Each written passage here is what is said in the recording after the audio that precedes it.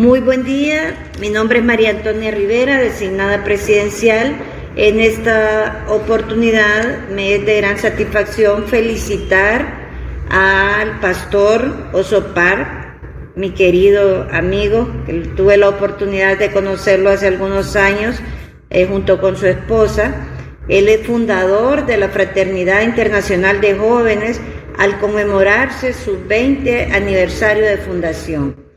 El pastor Parr es un testimonio de fe y liderazgo, lo que le ha permitido participar e incidir en la formación espiritual de la juventud a nivel global.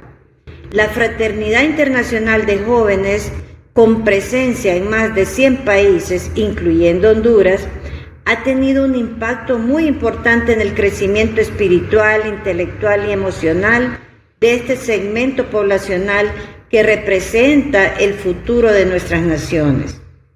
Con una juventud fuerte en el ámbito espiritual y emocional, garantizamos mejores sociedades.